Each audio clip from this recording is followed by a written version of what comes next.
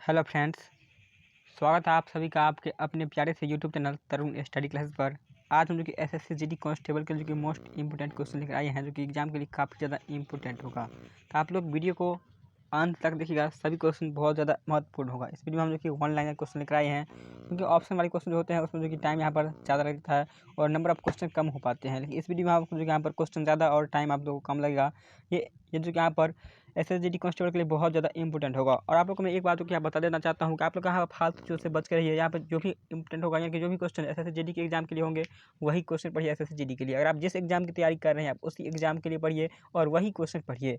ऐसा नहीं कि आप यहाँ पर पढ़ रहे हैं एसएसजीडी के लिए और देख रहे हैं बीपीएससी का या फिर देख रहे हैं यूपीएससी का, तो इस तरीके से पढ़ने का कोई फ़ायदा नहीं है। या फिर आप रेलवे का ही देख रहे हैं, तो आपको जो एग्जाम, यानी कि जिस एग्जाम की आप तैयारी कर रहे हैं, उसी एग्जाम को अच्छी तरीके से तैयारी कीजिए और उसी एग्जाम के क्वेश्चन को लेवल को आप लोग यहाँ पर अच्छी तरीके से समझिएगा।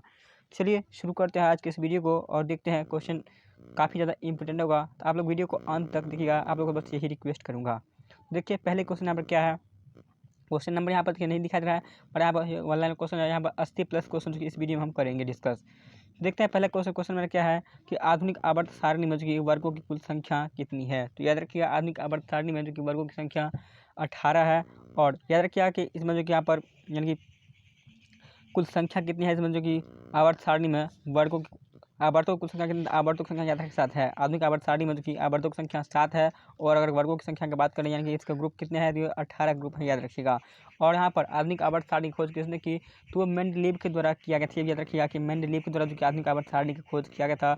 और ये कब किया गया था, ये भी क्वेश्चन की काफ़ी ज़्यादा इंपॉर्टेंट है कि कब किया गया था। तो याद रखिएगा 1869 में जो कि यहाँ पर मेंडलीव के द्वारा आवर्त सारणी की खोज किया गया था, आधुनिक आवर्त सारणी का। चलिए आगे देखिए क्वेश्चन नंबर, यहाँ पर अगला क्वेश्चन देखिएगा कि खनिज एवं अयस्कों से धातु प्राप्त करने की विधि को कहते हैं, ये धातु कर्म कहते हैं। याद रखिएगा कि धातु कर्म कहते हैं।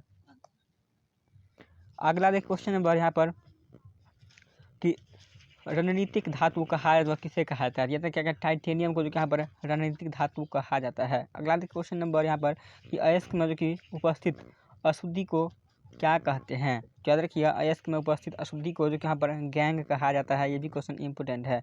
अगला देखिए क्वेश्चन नंबर यहाँ पर कि अयस्क से गैंग को हटाने के लिए जो कि मिलाया जाता है, किस क्या उसमें जो कि कौन सा पदार्थ है उसमें मिलाया जाता है। तो याद रखिएगा अयस्क गैंग को हटाने के लिए फ्लक्स मिलाया जाता है। और देखिए एसएससीजीडी के लिए भी हम साइंस के क्वेश्चन निकाले हैं। इसका यहाँ पर जो कि हम रीजनिंग भी कराएंगे, आपको मैथ भी कराएंगे और इंग्लिश की भी क्लास जो कि हिंदी का भी करवाएंगे। तो आप लोग वीडियो को अंत तक देखिएगा और इस चैनल को आप लोग सब्सक्राइब कर लीजिएगा, अगर अभी तक आपने सब्सक्राइब नहीं किया है। तो यहाँ पर जो कि इसी तरह के मोस्ट इंपोर्टेंट वीडियो जो कि आपको रेगुलर मिलते रहते हैं।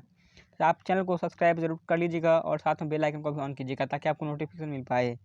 अगला क्वेश्चन देखिए, क्वेश्चन नंबर मेरा यहाँ पर कि गैंग एवं फ्लक्स के मिलने से बना पदार्थ क्या कहलाता है। तो याद रखिएगा गैंग एवं फ्लक्स का जब मिलाया जाता है उसमें धातु मल, उस पदार्थ का जो कि धातु मल बन जाता है।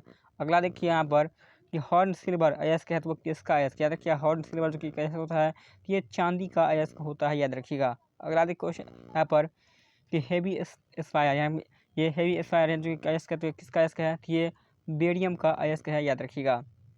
अगला कौन सी धातु नाइट्रोजन में जो कि जलती है। याद रखिए नाइट्रोजन में कौन सी धातु जलती है, तो ये मैग्नीशियम जो कि जलती है। याद रखिए मैग्नीशियम काफ़ी ज़्यादा अभिक्रियाशील होता है, इसलिए इसे जो कि यहाँ पर सोडियम में तो यहाँ पर केरोसिन तेल में इसको जो कि डुबो कर रखा जाता है। याद रखिएगा मैग्नीशियम को जो कि यहाँ पर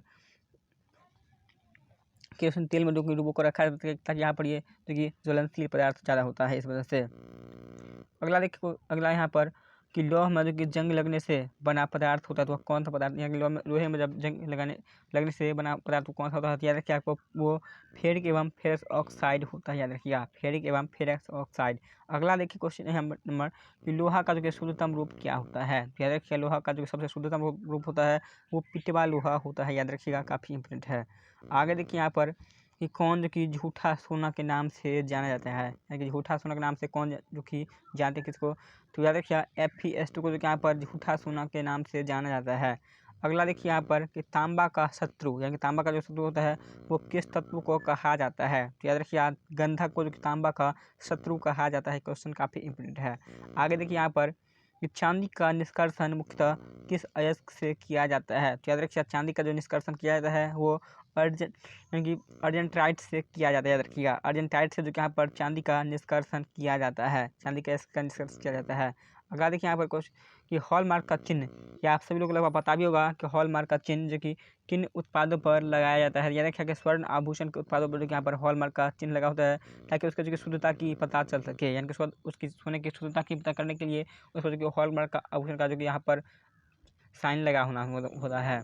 आगे देखिए क्वेश्चन नंबर यहाँ पर कि बेवकूफ़ों का सोना किसे कहा जाता है, यानी कि फूल्स गोल्ड के नाम से। याद रखिएगा को आयरन फायराइड्स को कहा जाता है बेवकूफ़ों का सोना। इससे पहले आपने देखा झूठा सोना, यहाँ पर देखिए उससे पहले आपने जो कि देखा झूठा सोना, यहाँ पे झूठा सोना याद रखिएगा कि FeS2 को कहा जाता है। और बेवकूफ़ों का सोना अगर पूछे तो याद रखिएगा कि बेवकूफ़ों का सोना जो कहा जाता है वो कहा जाता है, सॉरी कहाँ गया यहाँ पर, हाँ जी, बेवकूफ़ों का सोना याद रखिएगा कि आयरन पायराइट्स को कहा जाता है। याद रखिएगा, काफ़ी इंपॉर्टेंट है। आगे देखिए यहाँ पर कि शुद्ध सोना जो कि कितने कैरेट का होता है। याद रखिएगा शुद्ध सोना जो होता है वो 24 कैरेट का होता है। याद रखिएगा, और कभी भी ये भी याद रखिएगा कि आपको अगर देखिए आभूषण यानी कि शुद्ध सोने के आभूषण जो कि कितने कैरेट का होता है, याद रखिए आपको हमेशा जो कि 22 यानी कि 18 से लेकर और 22 कैरेट का होता है। यानी 18 से लेकर और 22 कैरेट का होता है, क्योंकि यहाँ पर कभी भी 24 कैरेट का जो सोना होगा इसका आभूषण नहीं बनाया जा सकता है, क्योंकि यहाँ पर ये भंगूर हो जाएगा। इसमें कुछ ना कुछ यहाँ पर यानी कि उसमें मिलावट किया जाए तभी वो सोना जो कि आप आभूषण बनाने के लायक होता है, यानी वैसे ये भंगूर यानी कि ये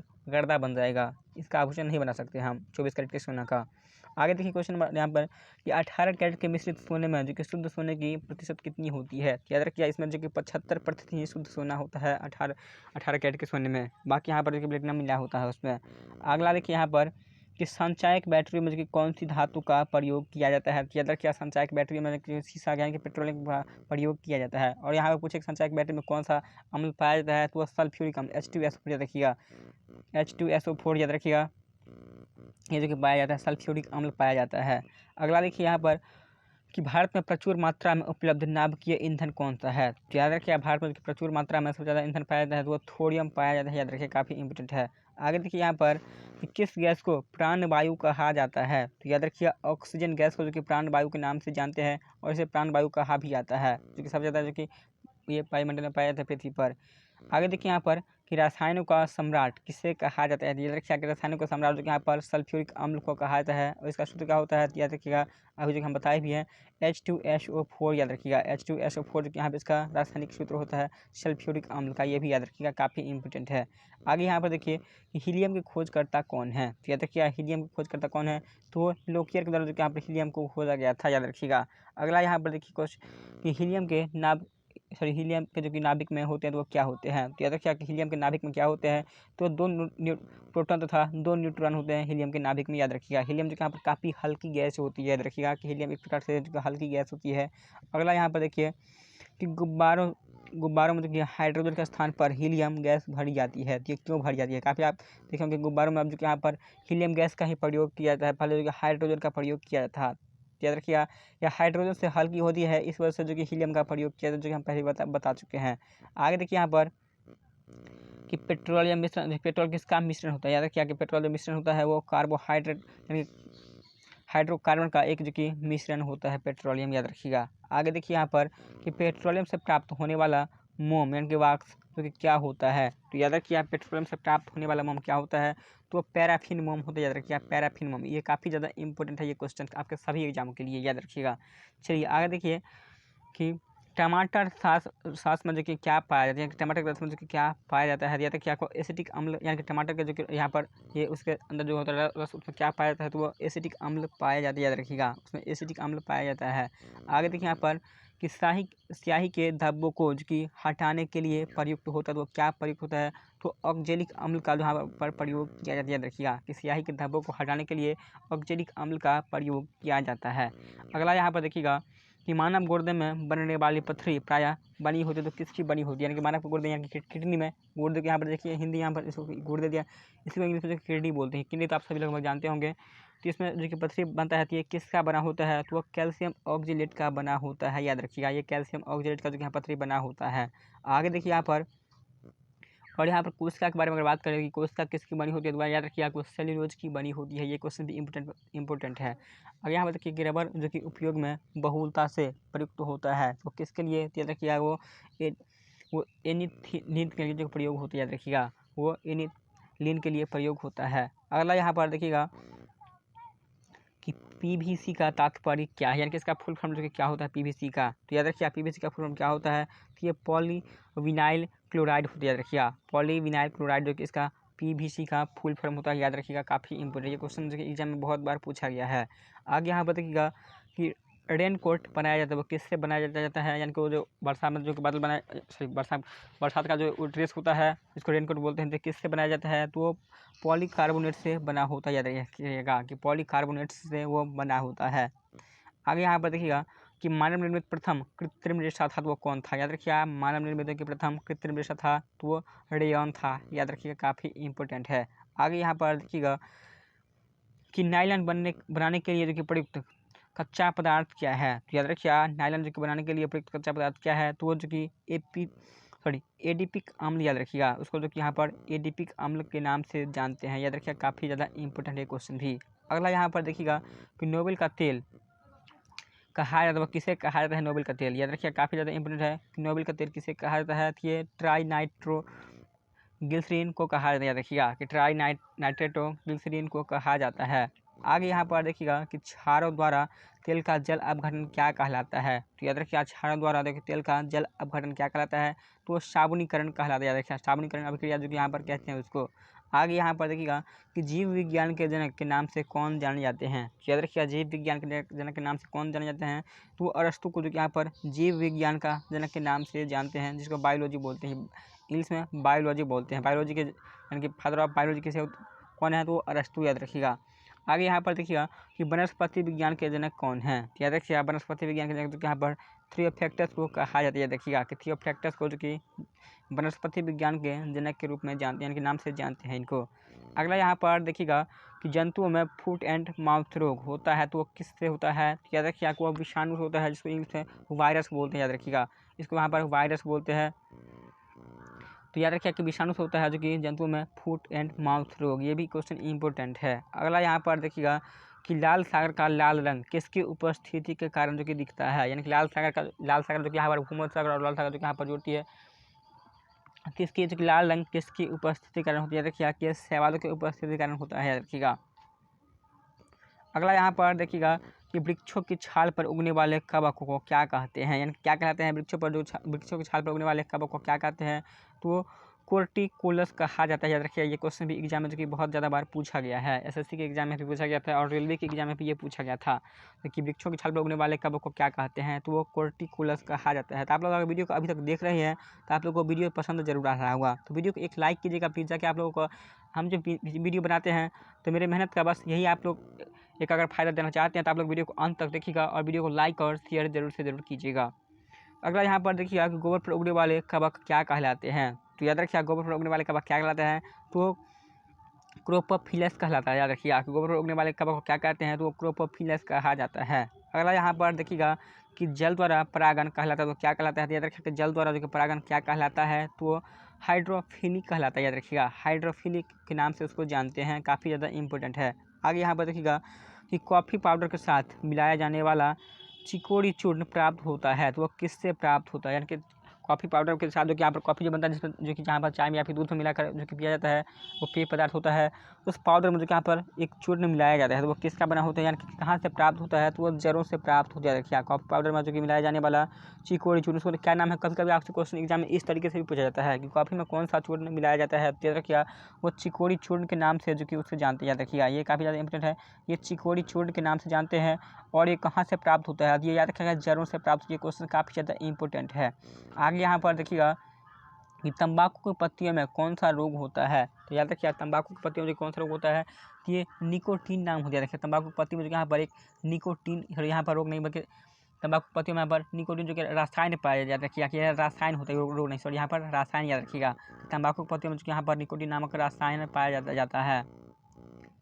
आगे यहाँ पर देखिएगा कि किस वनस्पति खाद्य में जो कि यहाँ पर अधिकतम प्रोटीन होता है, तो याद रखिए किस वनस्पति खाद्य में जो कि यहाँ पर अधिकतम प्रोटीन होते हैं, तो वो सोयाबीन में होते हैं। काफ़ी ज़्यादा इंपॉर्टेंट ये क्वेश्चन थी। आगे यहाँ पर देखिएगा कि पौधों व पेड़ का खाना तैयार करने की प्रक्रिया क्या कहलाती है, तो याद रखिए पौधे व पेड़ का जो कि खाना तैयार करने की प्रक्रिया क्या कहलाती है, तो फोटोसिंथेसिस कहलाती है, जिसको इंग्लिश में यहाँ पर फोटोसिंथेसिस कहा जाता है और हिंदी में प्रकाश संश्लेषण कहा जाता है। याद रखिएगा कि हिंदी में इसी को प्रकाश संश्लेषण कहा जाता है और इंग्लिश में फोटोसिंथेसिस के नाम से जानते हैं। अगर आप ऑप्शन में यहाँ पे एग्जाम में कोई भी ऑप्शन है या ये तो आपको इन दोनों में से कोई भी आंसर आपको लगाना है। याद रखिएगा, काफ़ी इंपॉर्टेंट है।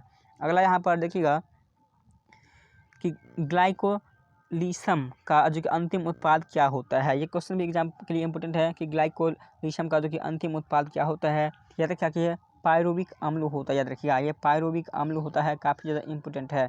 आगे यहाँ पर देखिएगा कि 2,4-D क्या है। 2,4-D का मतलब क्या होता है। याद रखिए ये एक जो कि खरपतवारनाशक दवा है। याद रखिए ये खरपतवारनाशक जो कि यहाँ पर दवा है जो किसानों द्वारा प्रयोग किया जाता है और इससे जो कि यहाँ पर मिट्टी के क्षरण में थोड़ा बहुत कमी आता है, पर यहाँ पर इसे जो कि यहाँ पर खरपतवार का जो कि यहाँ पर इसका नष्ट हो जाता है इस कीटनाशी से।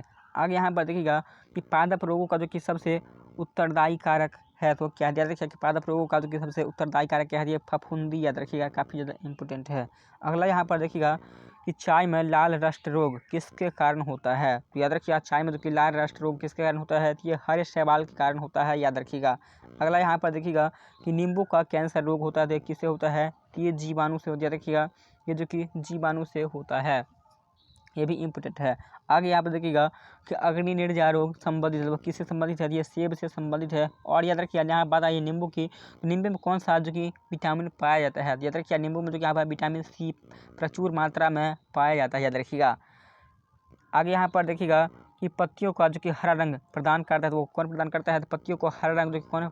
याद रखिए कि क्लोरोप्लास्ट के द्वारा जो कि पत्तियों का हरा रंग प्रदान होता है। आगे यहाँ पर देखिएगा कि संसार का सबसे बड़ा जो कि पारितंत्र है तो वो कौन सा है, तो ये सागर। याद रखिएगा सागर जो कि संसार का सबसे बड़ा पारितंत्र होता है। आगे यहाँ पर देखिएगा कि कौन सी गैस जो कि पृथ्वी पर हरितगृह प्रभाव से जो कि सर्वाधिक योगदान करती है। तो याद रखिएगा वो कौन सी गैस है जो कि हरितगृह प्रभाव से सर्वाधिक योगदान करती है, तो वो कार्बन डाइऑक्साइड है। इसका सूत्र क्या होता है, तो वो CO2। याद रखिएगा कार्बन डाइऑक्साइड ये गैस है।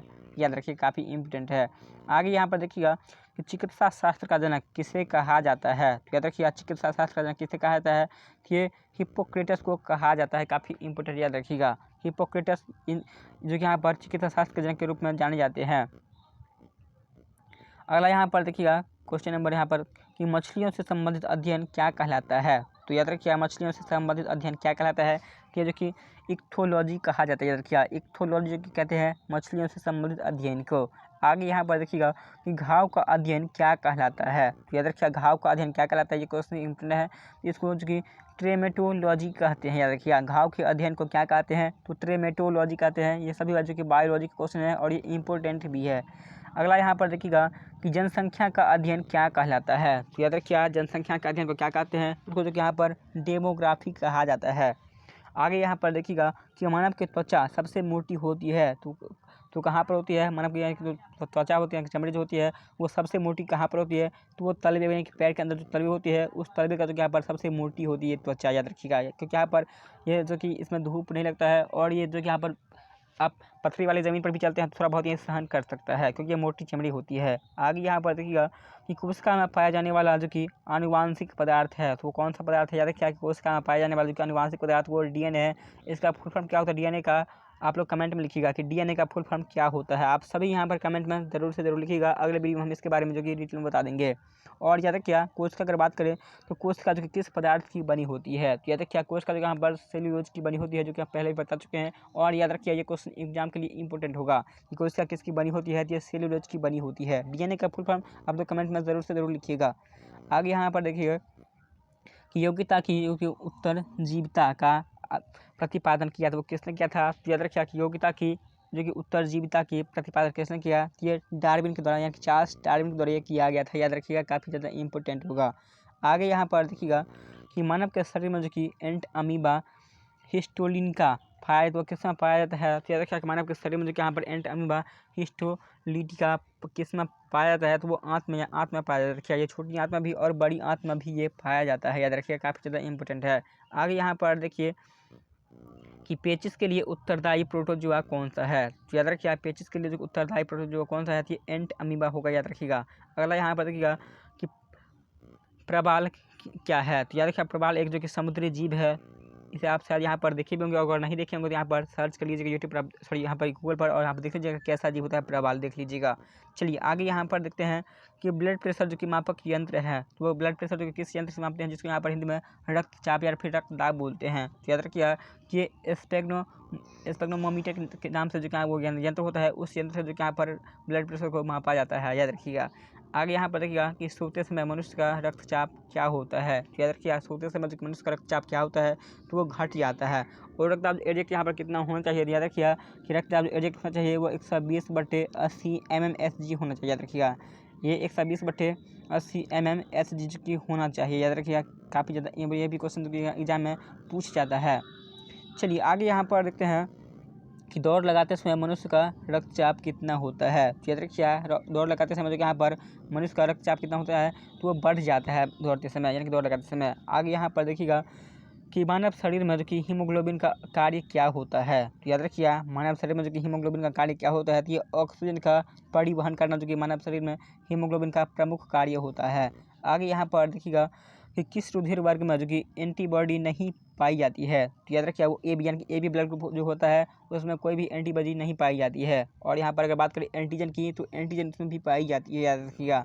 आगे यहाँ पर देखिएगा कि किस रुधिर वर्ग में दोनों एंटीबॉडी पाई जाती है। तो याद रखिएगा कि किस रुधिर वर्ग में जो कि दोनों एंटीबॉडी पाई जाती है, तो वो जो होता है ये जो कि यहाँ पर यूनिवर्सल डोनर होता है, याद रखिएगा। वो जो कि यहाँ पर यूनिवर्सल डोनर होता है, ये अपना रक्त किसी को भी दे सकते हैं, सर्व हिंदी में अगर बात करें तो ये सर्वदाता होता है, इसलिए इसमें जो कि यहाँ पर दोनों एंटीबॉडी पाए जाते हैं, याद रखिएगा। ये क्वेश्चन काफ़ी ज़्यादा इंपॉर्टेंट होगा कि रक्तचाप में कौन सा ब्लड ग्रुप जो यहाँ पर किसी को भी दिया जा सकता है, तो वो ब्लड ग्रुप, याद रखिएगा। आगे यहाँ पर देखिए कि किस रुधिर वर्ग में जो कि कोई एंटीजन नहीं पाई जाती है। तो याद रखिए वो जो कि कोई एंटीजन नहीं पाई जाती है। और अगर एंटीबॉडी की बात करें तो दोनों एंटीबॉडी इसमें पाई जाती है, वो में याद रखिएगा कि दोनों एंटीबॉडी पाई जाती है, इस वजह से ये जो कि किसी को भी दिया जा सकता है। फिर यहाँ पर लिया उसी से जाएगा, यानी कि वो जो ग्रुप जिसका होगा वो उसी से ग्रुप ले सकता है, यानी कि अपना ब्लड ले सकता है। जिसका भी ब्लड ग्रुप यहाँ पर वो होगा उसी से वो अपना जो कि ब्लड ले सकता है। बाकी ये दे किसी को भी सकता है, क्योंकि यहाँ पर इसमें दोनों जो कि यहाँ पर एंटीबॉडी पाई जाते हैं। आगे यहाँ पर देखिएगा कि मनुष्य में जो यहाँ पर, और सभी आप कमेंट में लिखिएगा कि ब्लड ग्रुप की खोज किसने और कब की थी, ये आप लोग कमेंट में लिखिएगा। हम अगले वीडियो में जो कि बताएंगे कि मनुष्य में जो कि मेरुदंड से जो कि कितनी जोड़ी तंत्रिका निकलती है। तो याद रखिए मनुष्य में जो यहाँ पर मेरुदंड से कितनी जोड़ी तंत्रिका निकलती है, तो 31 जोड़ी तंत्रिकाएँ निकलती है मेरुदंड से, याद रखिएगा। काफ़ी इंपॉर्टेंट है। आगे यहाँ पर देखिएगा कि श्वसन की क्रिया संपन्न होती है, तो वो किस में संपन्न होती है, तो वो माइटोकॉन्ड्रिया में संपन्न होती है श्वसन की क्रिया, याद रखिएगा। आगे यहाँ पर देखते हैं कि पुरुषों की नसबंदी कहा जाता है, तो क्या कहा जाता है, क्या कि पुरुषों की जो नसबंदी होता है उसे क्या कहा जाता है, तो वो जो कि उसको वैसेक्टोमी कहती है, रखिएगा, उसको वैसेक्टोमी कहा जाता है। आगे यहाँ पर देखिएगा कि स्त्रियों की जो कि नसबंदी को क्या कहा जाता है, तो याद रखिएगा उसको ट्यूबेक्टोमी कहा जाता है। ये क्वेश्चन भी ज़्यादा इंपॉर्टेंट होगा। तो आप लोगों को हम इस वीडियो में जो कि यहाँ पर 2 क्वेश्चन पूछे हैं, आप लोग उन दोनों क्वेश्चन का आंसर कीजिएगा। हम अगले वीडियो में उस क्वेश्चन को थोड़ा डिटेल में बताएंगे। और आप लोग को अगर ये वीडियो कैसा लगा कमेंट में ज़रूर लिखिएगा। अगर आपको ये वीडियो पसंद आया है तो वीडियो को लाइक करिएगा, अपने फ्रेंड्स के पास शेयर करिएगा। अगर आपके किसी भी क्वेश्चन में कोई डाउट रह गया तो आप मुझे कमेंट करके पूछ सकते हैं, आपको वहाँ पर रिप्लाई मिल जाएगा। और आप लोग चैनल को सब्सक्राइब ज़रूर से ज़रूर कर लीजिएगा, ताकि आपको यहाँ पर जो हर वीडियो का नोटिफिकेशन मिल पाए।